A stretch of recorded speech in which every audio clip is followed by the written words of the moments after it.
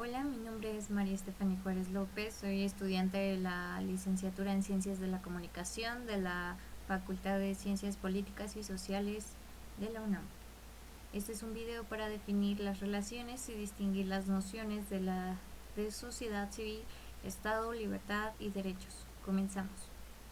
Marx considera que la sociedad civil es la sede de las relaciones económicas, o sea, de las relaciones que constituyen la base real, sobre la cual se eleva una superestructura jurídica y política. Estas superestructuras son el Estado y los derechos, normas o leyes. Se puede decir que la sociedad civil es la que lucha constantemente para la regularización de leyes y actualización de los derechos.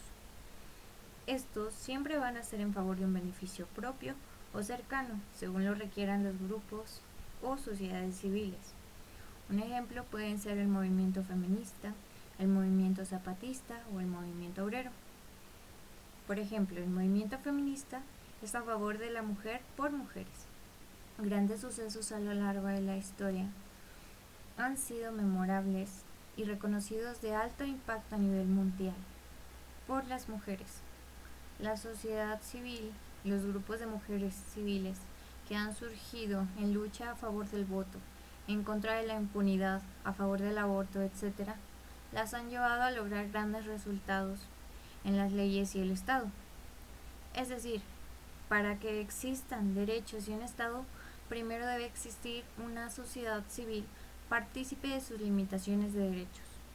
Es decir, la sociedad civil lucha para que las limitaciones de derechos sean homogéneas, para todos aplicar los mismos derechos.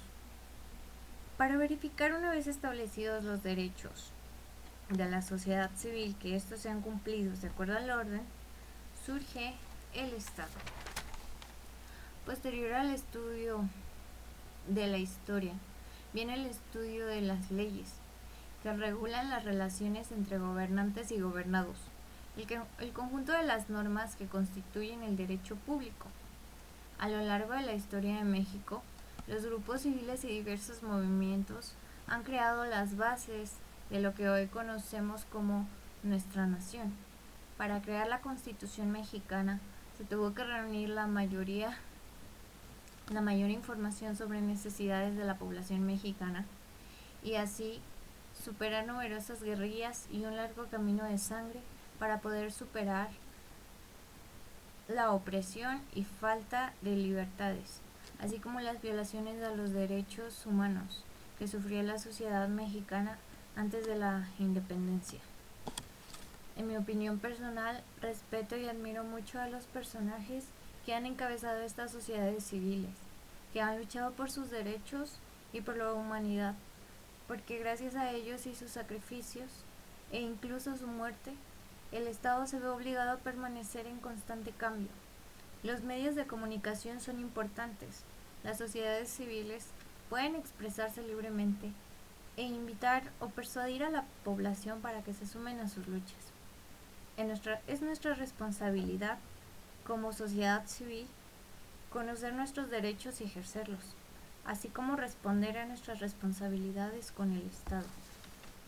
¿Cuáles son nuestras responsabilidades como sociedad civil con el Estado? Nuestra responsabilidad, así como nuestro derecho, es elegir a nuestros gobernantes por medio del voto, en la democracia.